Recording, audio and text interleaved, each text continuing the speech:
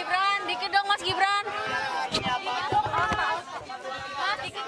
Ini kita ada di Youth Elite Training Center yang ada di Cibubur, yang insya Allah nanti akan selesai di akhir Desember. Sekali lagi ini adalah proyek yang sangat strategis karena sekali lagi ini penting sekali untuk nanti ke depan untuk peningkatan prestasi-prestasi atlet kita.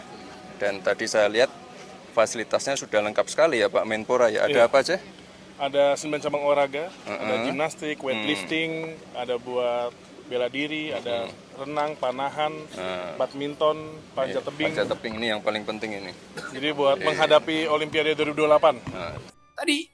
Barusan tadi saya ngintip di berita itu. Wakil presiden kita, oke saya ganti. Wakil presiden mereka, nah, semua protes bilang wakil presiden kita. Wakil presiden mereka di dalam 2 hari ini sudah dieluk-elukkan karena sudah memantau proyek-proyek strategis yang sedang dijalankan. Dia pergi lihat fasilitas olahraga di Senayan, dia puji-puji itu bahwa ini bagus sekali nih. Karena nanti akan ada atlet-atlet di situ yang akan menyumbang medali emas, terutama panjat tebing.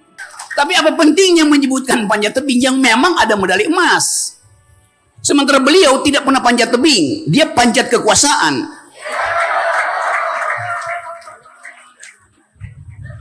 Lalu berita berikutnya, masih wapres yang sama, memantau LRT, Light Rapid Transformation.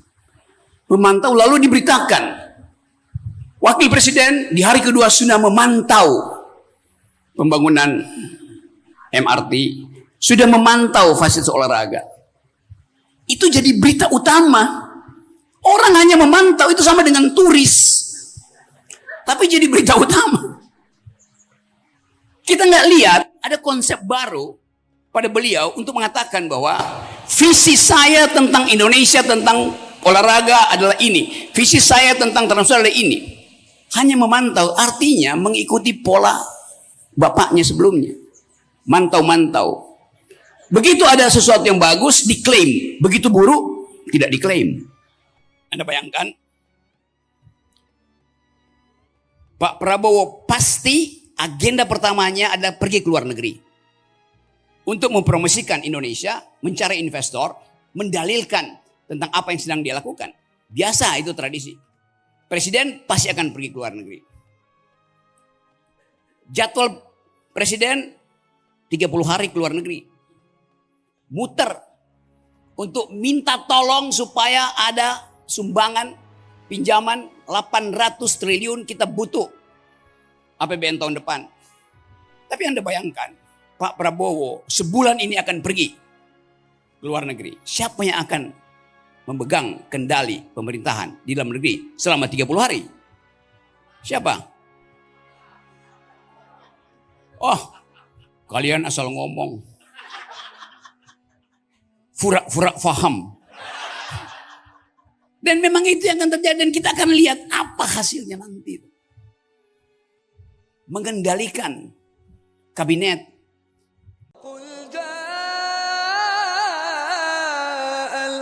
وزهق الباطل إن الباطل كان زهوقا وقل جاء الحق وزهق الباطل إن الباطل كان زهوقا. Lanjut, Bu. Ya. Mereka yang berdiri di sudut tak perlu dituntun. Walaupun tubuhnya gendut, dia bisa berpantun.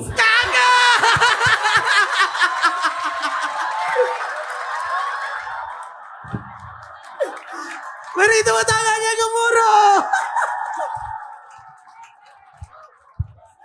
Oke, saya mulai ini.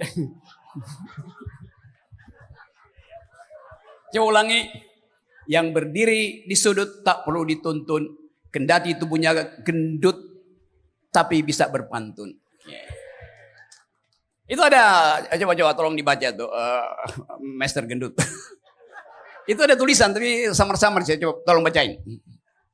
Bagi apa itu? Agak keras. Bagi mahasiswa dan mahasiswi dan tamu wajib menunjukkan STNK kendaraannya. Kendaraan. Oh, oke. Oke, bagaimana kalau saya rubah itu? Sudah. Bagi menteri.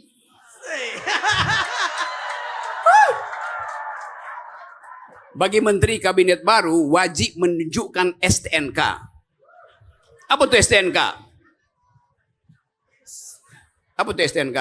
Surat tanda nomor kendaraan. Salah. Surat tanda nol korupsi.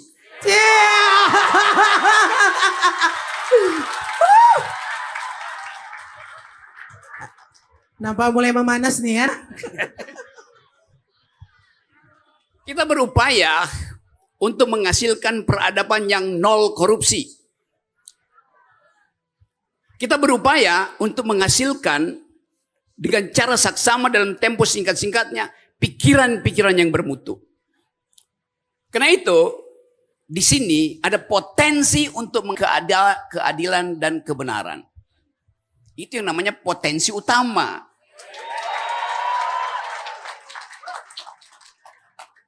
Kita mau olah pikiran itu hari ini. Tapi gimana mungkin kita mengolah pikiran kalau kesempatan untuk mengucapkan pikiran mulai dibayang-bayangi oleh KUHP yang akan memantau isi pikiran kita, KUHP baru. Jadi betul yang disebutkan oleh Profesor Bambang tadi. Dan Profesor Fanny. Semua yang berani mengundang saya pasti profesor. Karena kita cuma bisa pilih di negeri ini, atau Anda jadi profesor atau Anda jadi kompresor. Profesor adanya di universitas, kompresor adanya di pinggir jalan untuk memompa ban kempes. Tapi pikiran yang kempes hanya mungkin dipompa kembali dengan harapan bahwa negeri ini pernah didirikan oleh mereka yang berpikir. Profesor Bambang tadi terangkan, Natsir, Soekarno, Hatta, Sultan Syahrir, semua mereka adalah makhluk yang berpikir. Apa artinya berpikir? Berpikir artinya mengucapkan politics of hope. Berpikir artinya mengemukakan perspektif. Berpikir artinya membangun argumen, bukan sentimen. Kita nggak tahu apakah selama ini kita menemukan manusia, pemimpin yang berpikir. Barusan tadi saya ngintip di berita itu. Wakil presiden kita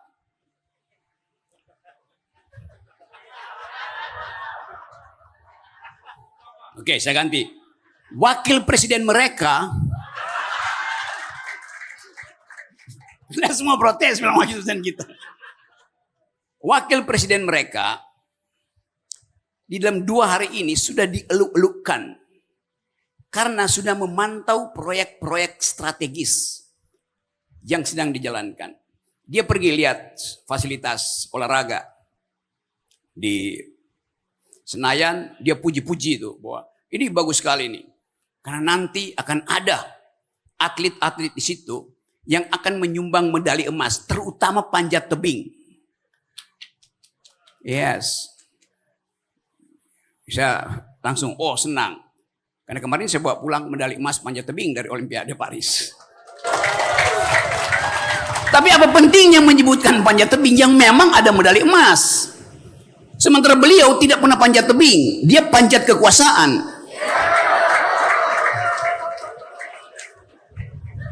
Lalu berita berikutnya, masih wapres yang sama, memantau pembangunan perluasan jaringan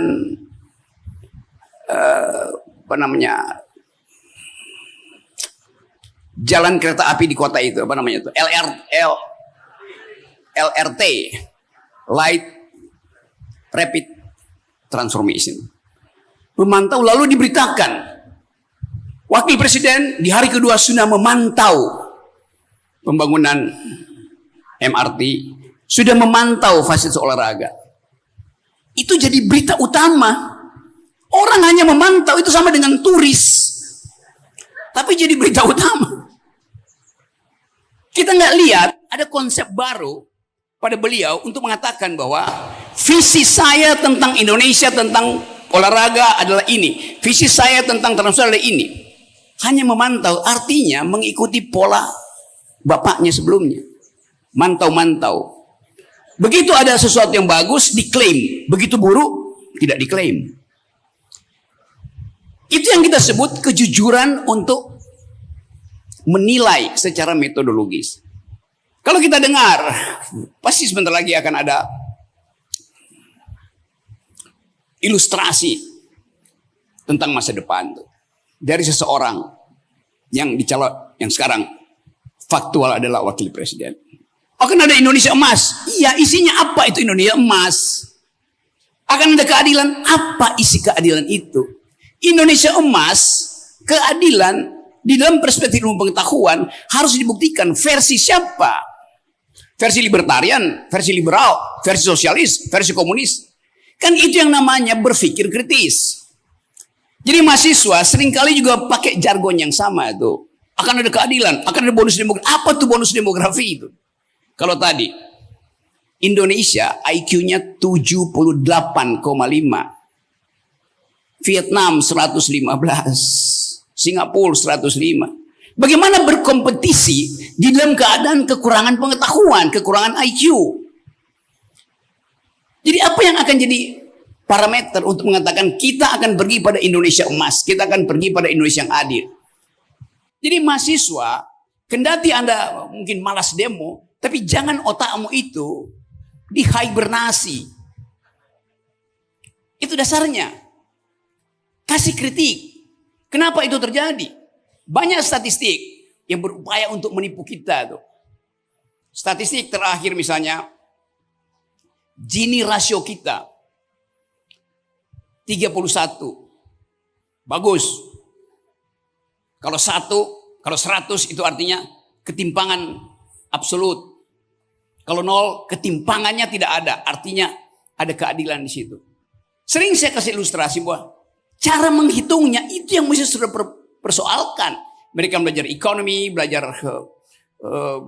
komputer. Coba cari apa yang dimaksud dengan Gini rasio itu. Kalau di sini ada petugas statistik, dia tanya pada saya, Pak Rocky, pengeluaranmu berapa? Saya bilang pengeluaran saya Rp10.000 per hari. Dia catat. Pengeluaran Ibu Fani berapa? Ibu Fani bilang, ya 10.000 juga. Dia catat. Pak Bambang pengeluarannya 10.500. Sedikit di atas saya. Karena gajinya tetap, saya gajinya nggak jelas. Jadi kita bertiga di sini mengeluarkan 10.000. Lalu dia tanya pada seseorang yang dia temukan di Kuala Namu tuh, baru turun dari private jet. Bapak berapa pengeluarannya? 10.000. Dia tanya pada mahasiswa Universitas Potensi Utama, berapa pengeluaranmu? Ucok, Butet, 10.000 Pak. Dicatat per hari ini, pengeluaran dosen, pengeluaran mahasiswa, pengeluaran oligarki sama-sama 10.000. Headline-nya besok adalah tidak ada kesenjangan sosial di Medan ini. Benar tidak? Benar. Memang ada kesenjangan sosial. Gini rasionya 0. Tapi coba kita periksa perlahan-lahan. Masuk dalam detail. Kenapa saya mengeluarkan 10.000? Ya karena saya cukup makan. Tadi saya nyuri dari universitas sebelah itu. Jeruk. Berapa saya nyuri tadi, Irman? Saya nyuri 10 jeruk. Kalau saya beli jeruk, itu harganya 10.000 di Medan. Jakarta udah pasti 30.000. Ditanya sama statistik, kenapa Pak Rocky cuma, bukan Pak Rocky, Bang Rocky kalau di sini ya kayak. Kenapa Bang Rocky cuma keluarin 10.000? Karena saya hanya perlu makan jeruk. Di dalam jeruk ada protein. Di dalam jeruk ada vitamin. Di dalam jeruk ada karbohidrat. Di dalam jeruk ada cairan. Cukup buat saya. 1 hari makan jeruk. Ditanya pada si oligarki yang baru parkir private jetnya. Kenapa Bapak cuma keluarin 10.000 sama seperti Bang Rocky? Karena saya disuruh dokter untuk makan vitamin aja. Karena saya banyak penyakit. Sama. Ditanya pada mahasiswa tadi, hai mahasiswa potensi utama, kenapa kamu cuma mengeluarkan 10.000?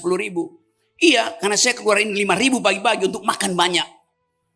Dan masih ada 5.000 untuk saya beli promah. Untuk nahan lapar. Jadi yang dicatat adalah expenditure pengeluaran kita. Tidak dicatat pendapatan kita. Indonesia tidak punya statistik tentang pendapatan orang. Disembunyikan, itu masalahnya. Jadi statistik bisa menipu saudara-saudara tuh. Itu pentingnya kita pakai akal sehat untuk tidak percaya pada statistik negara. Dasarnya itu tuh. Jadi sekali lagi, kalau kita berupaya untuk agen perubahan sosial, jadi dulu agen buat dirimu sendiri untuk mengubah caramu berpikir. Dan itu mengandalkan pengetahuan dasar tentang ekonomi, tentang ilmu sosial, tentang hukum. Jadi seharusnya perbanyak kuliah umum supaya ada perspektif, supaya ada sudut pandang. Nah, menghasilkan sudut pandang memerlukan dialektika.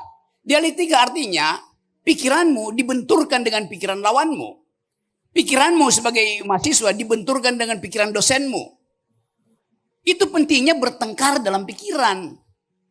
Jadi seharusnya universitas diasuh dengan cara itu.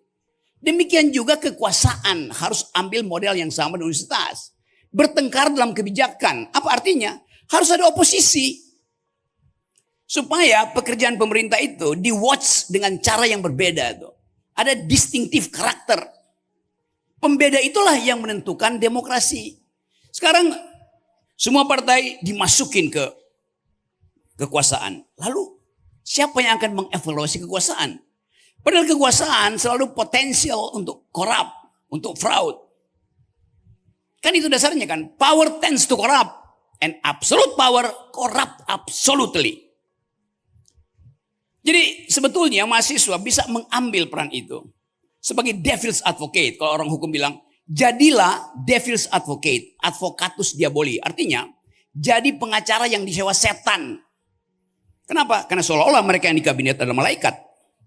Padahal bisa terbalik. Jadi kalau kita mau jadi agent of change, kita mesti ubah perspektif. Kita harus mampu untuk memikirkan hal yang tidak dipikirkan oleh kekuasaan. Justice. Fungsi dari keadilan. Apa itu keadilan? Keseimbangan antara keputusan hakim dan pikiran rakyat. Itu keadilan. Kalau cuma putusan hakim, hakim bisa pakai prinsip ini sudah sesuai dengan norma-norma hukum positif. Tapi keadilan itu bicara lain. Saya tahu ada ketidakadilan di negeri ini bukan berdasarkan catatan Mahkamah Konstitusi. Tapi kalau saya bicara dengan mak-mak, saya tahu mereka menyimpan kecemasan tentang masa depan anaknya. Setiap kali emak-emak itu nemuin dompetnya tinggal ada 20.000. Padahal anaknya 2 untuk pergi ke PAUD. Dia akan memilih menjajani anaknya atau membeli kopi buat suaminya yang sedang nganggur karena dipecat oleh korporasi. Pusing kepala emak-emak tuh. Di situ saya lihat ada penderitaan yang tidak dicatat oleh statistik. Emak-emak sekarang bolak-balik ke ATM buat lihat ada yang masuk enggak? Enggak ada yang masuk gaji suaminya karena suaminya di PHK. Sementara dia mesti bolak-balik sampai kartunya itu lecet. Karena ngambil 50.000 tiap hari. Berupaya untuk membayangkan bahwa akan ada perubahan di dalam kepemimpinan yang akan datang. Dan itu yang kita investasikan pada pemerintahan yang baru. Tapi kita mulai curiga bahwa bagian-bagian strategis dari negeri ini akan kembali dikuasai oleh oligarki. Itu yang dicemaskan oleh mahasiswa, oleh kampus. Kita hendak berpikir maksimal bahwa kita hendak bertanding dalam bonus demografi. Bukan antar kita, tapi kita dengan Malaysia, kita dengan Singapura, kita dengan Vietnam. Kan itu yang memungkinkan kita mengatakan bahwa kami punya harapan dengan kabinet ini. Jadi teman-teman, saya balik lagi pada tema ini. Student today, leader tomorrow. Kan itu sering kali. Apa artinya jadi student today? Doing best practice dari senior saudara. Apa best practice yang bisa saudara pahami? Pak Bambang ternyata, saya udah duga tadi, sejak kalimat pertama, dia runtun untuk menghasilkan pikiran, menghasilkan argumen. Ternyata dia aktivis dulu di PBHI, Perhimpunan Bantuan Hukum Indonesia, ikut mendirikan. Jadi akhirnya kita ketemu tuh, yang tidak mungkin diatur lewat protokoler, bertemu akhirnya. Otak bertemu otak. Di Jakarta dengkul bertemu dengkul. Itu yang terjadi di kita. Saya ingin bertemu dengan saudara-saudara supaya kita bisa saling share perspektif. Kita ingin hidupkan perencanaan sosial yang basisnya adalah ketidakjelasan kebijakan di masa depan. Nah, sekarang kita belum bisa lihat tuh apa orientasi pembangunan kita. Anda bayangkan Pak Prabowo pasti agenda pertamanya adalah pergi ke luar negeri. Untuk mempromosikan Indonesia, mencari investor, mendalilkan tentang apa yang sedang dia lakukan. Biasa itu tradisi. Presiden pasti akan pergi ke luar negeri. Jadwal presiden 30 hari ke luar negeri. Muter untuk minta tolong supaya ada sumbangan pinjaman 800 triliun kita butuh APBN tahun depan. Kalau kita bikin kalkulasi, kebutuhannya buat apa? Ya buat nambal APBN yang bolong 800 triliun. Dibikin bolong oleh siapa? Ya oleh Mulyono. Yang mesti cari siapa? Ya Mulyani. Akibatnya Mulyani, Sri Mulyani jadi SPG-nya Mulyono. Sales promotion girl-nya. Kan itu yang terjadi. Kenyataannya begitu, saudara-saudara. Tapi kita tunggu, dapat nggak kira-kira?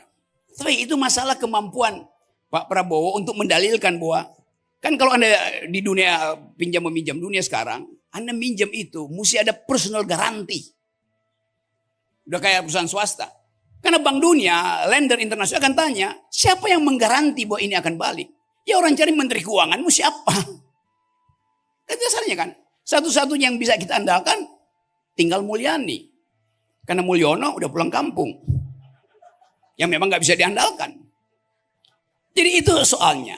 Tapi Anda bayangkan, Pak Prabowo sebulan ini akan pergi ke luar negeri. Siapa yang akan memegang kendali pemerintahan di dalam negeri selama 30 hari? Siapa? Oh, kalian asal ngomong. Furak-furak faham. Dan memang itu yang akan terjadi. Dan kita akan lihat apa hasilnya nanti. Mengendalikan kabinet. Dan kabinet mulai terlihat berupaya untuk menyelamatkan kantong masing-masing. Ketua PAN kemarin. Salah satu ketua PAN. Siapa namanya? Menteri Desa. Yandri. Menulis surat pada kepala desa. Pakai kop surat Kementerian Pembangunan Desa. Bayangkan. Untuk memobilisasi rakyat desa supaya pilih istrinya yang adalah calon bupati di situ. Akhirnya jadi baliho segede-gede gini. Wajah di situ wajah istrinya, wajah orang ibunya. Almarhum ada di situ, wajah menterinya di situ, ditulis di sini nih. Menteri Pembangunan Desa. Bagus nggak? Bagus. Karena pertama kali, hari pertama dia udah bekerja. Menteri Pembangunan Desa mengeluarkan surat memerintahkan para kepala desa untuk menghadiri kampanye istrinya. Apa nggak gila negeri ini? Jadi etika publik itu udah hilang. Dari awal kita bisa memahami itu. Apa motifnya? Karena mumpungisme. Mumpung ada kop surat, mumpung ada stempel menteri yang memang relevan. Tapi kalau ditanya, relevan nggak? Relevan dong. Saya menteri desa memerintahkan kepala desa. Buat apa? Buat memenangkan istri saya. Itu yang kita sebut KKN. Itu yang disebut nepotisme. Yang saya, Bambang, berupaya dari tahun 98 menghentikan KKN itu. Tapi dia lolos terus. Karena tidak ada filter. Harusnya di dalam pemerintahan yang beretika, kalau di Jepang ketahuan semacam ini, udah bushido dia, bunuh diri. Kalau di Korea sama, mengundurkan diri itu. Jadi Anda bayangkan ethics itu, public ethics itu defisit. Jadi sekali lagi teman-teman mahasiswa di sini, saya percaya bahwa potensi utama harus mampu untuk mengambil alih isu-isu yang tidak bisa diucapkan oleh para birokrat di Medan. Saya ada di sini untuk membantu teman-teman. Jadikan Medan ini sebagai pintu pertama dari aktivis mahasiswa yang mampu melakukan perubahan sosial. Itu dasarnya tuh. Jadi teman-teman, percayalah bahwa percakapan ini percakapan akademis. Saya ingin melihat Medan jadi blok pengetahuan. Bukan blok Medan. Medan harus jadi blok pikiran. Kesempatan inilah yang disediakan oleh sejarah. Saya dipanggil oleh sejarah untuk muter-muter Indonesia. Dengan konsekuensi, jadi pengangguran. Karena muter-muter terus. Tapi saya tahu bahwa saya menginvestasikan sesuatu. Supaya dia bisa diternakkan di dalam semua semangat akademis itu. Saya hanya mengedarkan perspektif, mengedarkan metodologi, mengkritisisme. Jadi percaya saja atau yakinkan kita bahwa negeri ini pernah dituntun oleh mereka yang berpikir. Founding parents kita ada mereka yang berpikir. Bahkan sebelum Indonesia merdeka di 28 Oktober yang akan kita rayakan nanti, para pemuda sudah mengucapkan satu bangsa, satu tanah air, satu bahasa. Mereka tidak mengucapkan satu amplop. Jadi pemuda kita mengerti bahwa untuk menghasilkan peradaban di kemudian hari harus ada persatuan, harus ada bahasa yang bisa dimengerti, dan harus ada jaminan bahwa kedaulatan tanah air ini adalah prinsip utama. Kita ingin ada persatuan karena kita berbeda.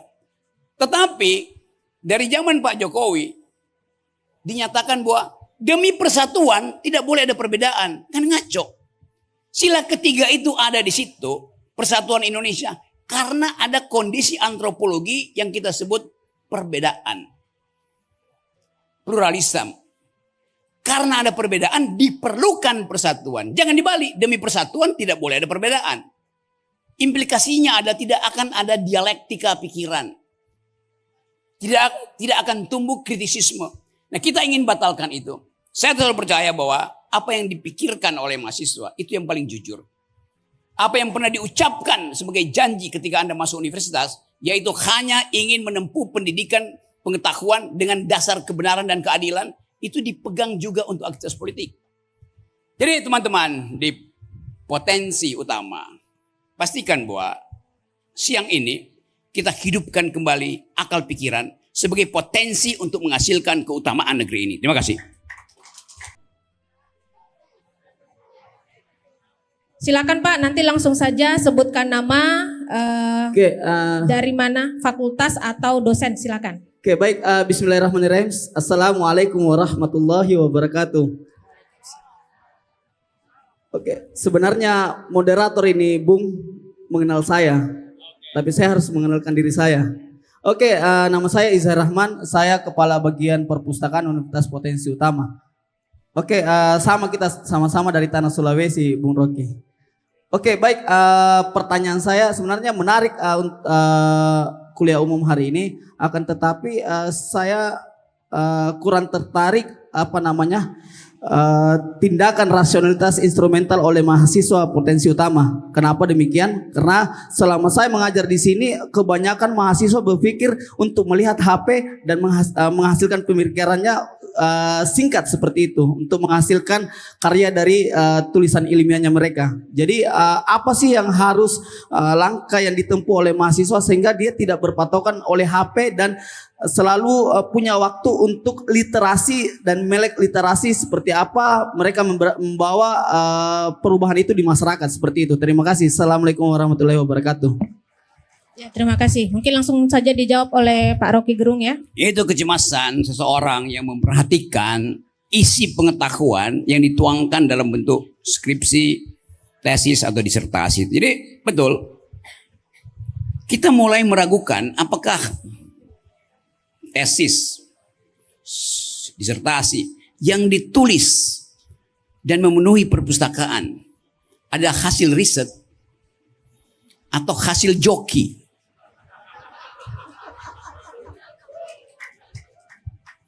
Saya tahu itu. 10 tahun lalu gejala yang sama sudah saya ketahui. Saya mengajar di Universitas Indonesia, mengajar logika, metodologi, critical analysis. Kalau udah sore, di antara Fakultas Ilmu Budaya dan Fakultas Ilmu Politik ada kafe namanya Next Door. Kita ngobrol di situ. Nanti mahasiswa saya datang, Pak Rocky, kenapa kamu? Ini ada yang ingin minta dibuatkan paper, riset desain untuk keperluan tesis atau disertasi. Siapa dia? Bupati dari sini, gubernur dari sini, anggota DPR dari sana. Anggota-anggota DPR ini, bupati, pejabat-pejabat itu datang masuk UI untuk dapat ijazah. Bukan untuk berpikir. Karena itu dia sogok membeli mahasiswa tingkat 1 untuk membuatkan papernya. Jadi bahkan UI yang mendalilkan diri sebagai world class university betul-betul sekarang jadi world class. Kalau disingkat WC UI itu. Itu yang terjadi. Kasus Bahlil sekarang lagi dibongkar oleh Dewan Guru Besar.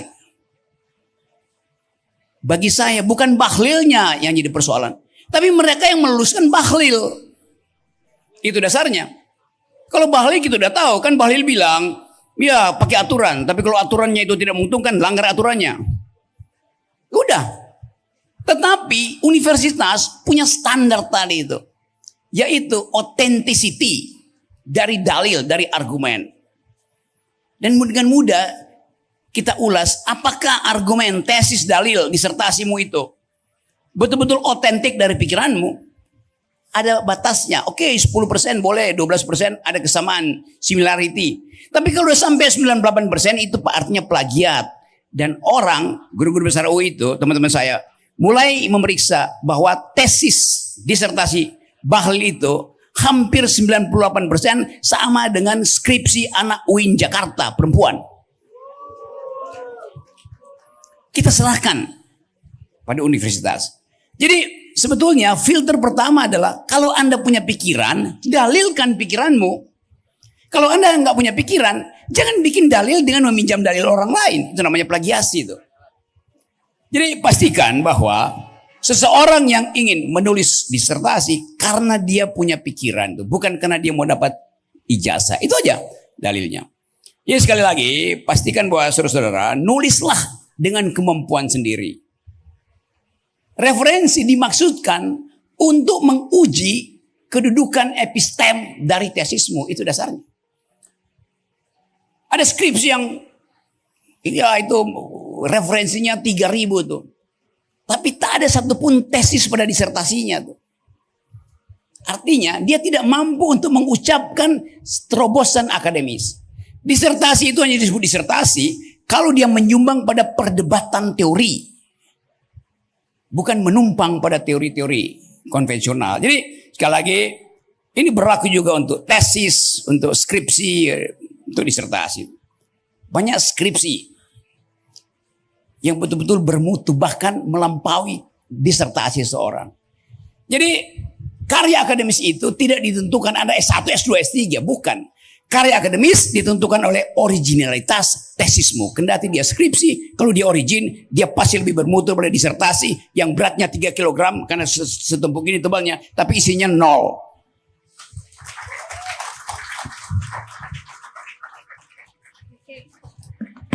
Baik, tadi sudah dijawab. Langsung saja kita tadi penanya kedua, silakan dari rekan mahasiswa. Nanti singkat saja, sebutkan nama dari fakultas apa dan langsung kepada poin pertanyaannya ya. Assalamualaikum warahmatullahi wabarakatuh. Selamat siang menjelang sore semuanya. Saya Ananda Sinulingga. Saya ingin bertanya, tapi mohon maaf ini nggak bisa langsung ke pertanyaannya. Jadi saya mau masuk ke pembahasan tentang IQ tadi, kita tahu bahwa data yang mengatakan bahwa IQ nasional kita itu memprihatinkan, bahkan di level Asia. Dan saya berpikir skala lebih besarnya lagi, apa yang membuat orang-orang kita itu tak memiliki pemikiran kritis? Kesulitan menemukan kausalitas di dalam suatu kritik terhadap pemerintah misalnya, selalu dibalas dengan sentimen. Kritis sedikit dikatakan anak abah, kritis sedikit ya dibilang pasukan barisan sakit hati. Bagaimana Bung Rocky memandang fenomena ini? Apakah Bung Rocky memandang adanya manipulasi pemerintah atas pembodohan yang begitu masif di negara Wakanda kita ini? Ya saya yakin Bung Rocky akan mengatakan ya Mulyono gagal menjalankan amanat konstitusi, cerdaskan kehidupan bangsa. Lalu hal apa kami sebagai mahasiswa ini bisa lakukan untuk menutupi hasil kemaksiatan pragmatisme yang dipertontonkan oleh rezim sebelumnya ini? Apakah masih bisa diselamatkan negara kita ini? Dan ya terakhir saya ingin menarik ke konteks psikologi juga. Setelah Anda mengamati tubuh pribadi Pak Prabowo secara pribadi maupun tubuh politiknya, apakah Pak Prabowo ini di dalam pemerintahannya nanti akan kembali mempertontonkan pragmatisme seperti sebelum-sebelumnya? Sekian, Assalamualaikum warahmatullahi wabarakatuh. Waalaikumsalam. Ya, silakan Bung Rocky. Saya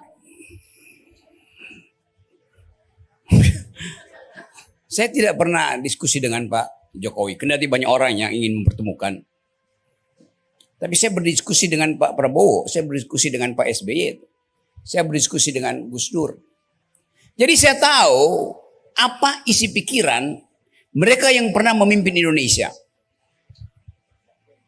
Saya tahu apa arah pikiran mereka. Tapi saya juga tahu apa hambatan yang akan mereka terima. Ada orang mengatakan Pak Rocky pasti nggak akan kritik Pak Prabowo. Hari ini sudah kasih kritik 2 kali udah. Tentang potensi kabinet itu tidak diasuh secara metodologis. Karena yang ada di situ adalah mereka datang dari berbagai macam kepentingan disatukan atas alasan ini demi bangsa itu. Filternya akan mulai terjadi besok mungkin 2 minggu lagi. Kan kalau kita bayangkan misalnya pidato pertama Presiden Prabowo Subianto. Saya akan memimpin demi rakyat. Tidak boleh satupun kesempatan diberikan untuk mencuri harta bangsa ini. Sangat ideal, sangat ideologis. Tetapi di dalam politik berlaku prinsip ada jarak antara election dan decision. Jarak antara pemilihan dan keputusan itu. Kita mulai membayangkan normativity, dasolnya Prabowo yang di Pak Bambang bilang tadi bisa berjarak dengan dasain. Tadi saya kasih contoh bagaimana dasain itu sudah mendahului dasolen. Tidak boleh memanfaatkan jabatan untuk memobilisasi kepentingan pribadi. Menteri desa barusan lakukan hal itu. Dasolennya dibatalkan oleh dasain. Kenapa? Karena keinginan untuk berebut APBN, berebut pengaruh, berebut pilkada. Kan itu dasarnya. Nah kita mau cari cara. Bagaimana caranya? Ada 100. Tapi untuk kejujuran, oke. Kita kasih benefit of the doubt. Silahkan Anda mulai, tapi kita akan tunggu. Di dalam 100 hari, pastikan bahwa ada critical point diucapkan lagi oleh para mahasiswa. Fairnya begitu. Jadi teman-teman, yang kita pikirkan hari ini adalah apa yang akan terjadi kalau seluruh janji yang diucapkan dalam pidato Pak Prabowo dibatalkan oleh kenyataan bahwa yang ada di kabinet adalah mereka yang mengintip APBN. Gampang. Karena tradisi itu masih ada di situ. Itu yang menandakan bahwa Pak Jokowi gagal untuk menghasilkan filter di dalam proses menghadirkan pemimpin. Saya ucapkan berkali-kali formula saya. Pemimpin harus ditapis pada 3 langkah. Nah kalau dia lulus etikabilitas, lulus intelektualitas, baru dia kita izinkan diuji elektabilitasnya. Itu sistemnya. Kalau sekarang dibalik. Elektabilitas dibeli dulu. Dalam bentuk apa? Kampanye, poster, baliho. Jadi kembalikan, bring intellectual back. Bring, ya, bawa kembali intelektual ke dalam politik. Bring intellectual back into politics. Jadi kita tidak boleh membiarkan kampus itu steril. Kampus itu diperlukan untuk menghalangi kedunguan-kedunguan politisi. Itu dasarnya tuh. Tetapi sebaliknya, kampus jangan dibujuk oleh politisi yang kasih amplop lalu kasih dia panggung. Tanpa ada skrutinisasi itu. Kalau itu bisa kita lakukan, akan ada jaringan. Kampus-kampus Indonesia akan mulai untuk mengatakan, Anda mau jadi pemimpin, silahkan datang di kampus kami. Panelisnya adalah para guru besar, profesor, dan mahasiswa kritis. Taruhan nama saya, 90% dari pemimpin itu akan gemetar. Karena mereka bukan leader, mereka hanya jadi dealer. Jawabannya sangat menajam ya, tajam sekali. Oke, siap. Ini untuk satu pertanyaan terakhir ya. Kita tidak punya banyak waktu, kurang lebih sekitar 10 menit lagi. Oke, singkat saja. Tadi dari Ibu yang baju hijau. Silakan Ibu. Boleh perkenalkan nama, dosen dari mana? Baik, sebelumnya Assalamualaikum warahmatullahi wabarakatuh. Selamat siang Bang Rocky. Selamat siang. Oke, perkenalkan saya Tika Nirmalasari. Saya selaku dosen di Fakultas Ekonomi dan Bisnis. Jangan Bu, jangan perkenalkan publik, WA saya aja. Oh iya. Oke, saya dari Prodi Manajemen.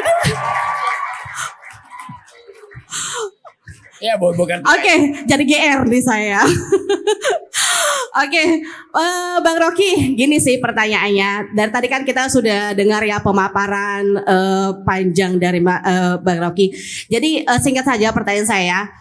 Menurut Bang Rocky, kurikulum yang sampai dengan saat ini diterapkan di Republik Indonesia, apakah sudah mendukung mahasiswa sebagai agen perubahan sosial?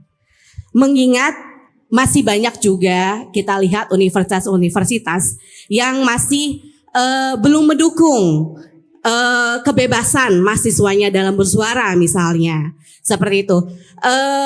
Dan yang kedua, apa masukan dari Bang Rocky untuk universitas agar bisa melahirkan orang-orang yang bisa menjadi agen perubahan di masa depan. Itu saja. Terima kasih banyak. Wassalamualaikum warahmatullahi wabarakatuh. Ya, kecemasan kita diwakili oleh Kartika, Bu. Kartika tadi namanya. Ya. Apa? Tika. Ya, itu masalahnya kenapa nggak WA saya sehingga saya ucapin dengan baik. Oke, Tika. Kemampuan universitas selalu didasarkan pada isi kurikulum. Kalau saya tanya misalnya, di Indonesia kurikulum itu disediakan oleh negara. Bahkan swasta wajib ada standar akademis di situ. Kalau kalian pergi misalnya ke beberapa kampus di bagian barat Amerika, di Los Angeles, San Francisco, mulai ada tradisi bahwa setiap mahasiswa silahkan menulis kurikulumnya sendiri. Anda tiba misalnya di California, terus Anda mendaftar di sebuah, biasanya itu namanya University College, yang biasanya diasuh justru oleh kabupaten, oleh negara bagian itu. Bukan lagi standar Ivy League yang biasa diandalkan Stanford, Harvard, Boston, apalagi yang disebut Ivy League itu, Yale University. Sekarang mahasiswa itu bebas menulis kurikulum sendiri. Anda akan dijemput di stasiun kereta, rektornya bilang, Ucok, ku jemput kau di stasiun kereta karena aku tahu kau dari Medan, kau mau belajar di Universitas, aku rektormu. Ku antar kau ke kamarmu, lantai 3, kamar 304. Besok kau turun di lantai 1, temui aku, bawa kurikulum yang ingin kau pelajari. Si Ucak bingung. Loh, kenapa saya mesti tulis sendiri? Karena kepercayaan bahwa setiap individu sekarang mampu untuk menghidupkan pikiran dia demi hal yang akan dia capai nanti. Coba bayangkan, kita diminta bertanggung jawab terhadap kurikulum yang hendak kita pelajari. Anda mungkin katakan pada si rektor, Pak Rektor, saya hanya akan belajar 3 mata kuliah. 1 tentang environment, 2 tentang global politics, 3 tentang human solidarity. Rektornya bilang itu bukan mata kuliah, itu perspektif. Anda belajar perspektif sekarang, bukan mata kuliah. Karena semua mata kuliah akan diasuh oleh perspektif. Jadi ada perubahan radikal dalam cara kita berpikir. Nah, kita ingin itu ada di sini supaya kita bisa menghemat anggaran misalnya. Semua universitas masih diajarin bahasa Indonesia. Anda masih diajarin bahasa Indonesia kan? Ngapain ngajarin bahasa Indonesia pada orang Indonesia? Bagaimana coba ada kuliah bahasa Indonesia? Anda masih diajarin bahasa Inggris yang seharusnya udah selesai. Ketika Anda SMA udah bisa dengan standar grammar. Untung ada Ibu Bunda Ketua Yayasan yang membangun dan tahu bahwa fondasi ke bahasa Inggrisan kita itu lemah. Maka dari 20-30 tahun lalu dia bikin kursus. Untung ada Bunda yang mengerti bahwa kemampuan komputasi kita itu rendah, maka dimulai dengan kursus komputer. Dunia ini sekarang hidup dari riset. Siapa yang riset unggul, dia yang akan memimpin universitas.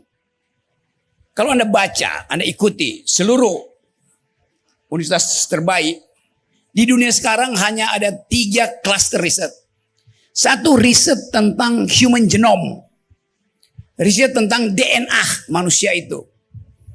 Untuk tahu kebiasaanmu itu didasarkan oleh oleh nenek moyangmu itu dari mana.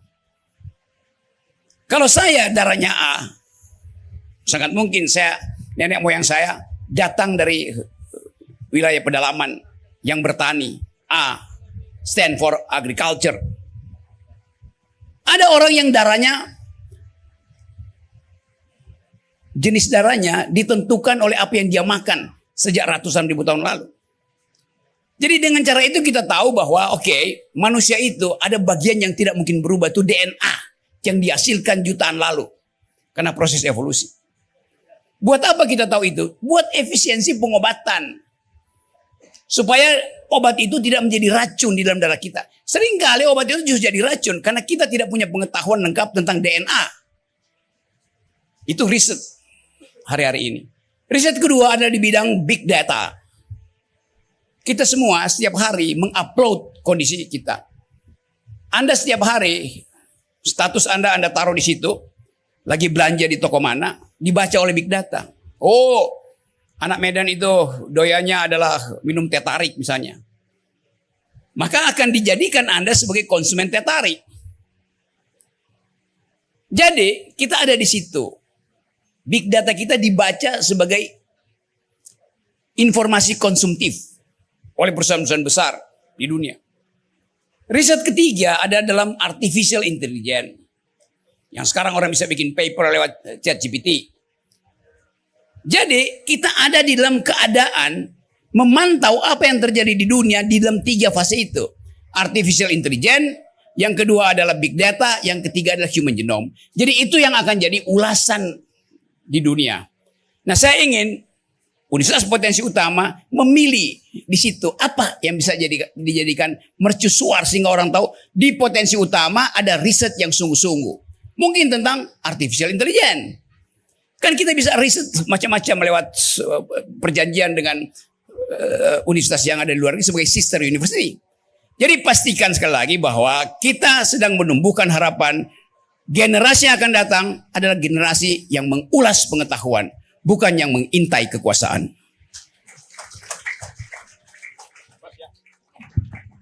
Ya, terima kasih banyak. Maka untuk sesi kuliah tamu ini kita sudah akhiri. قل جاء الحق وزهق الباطل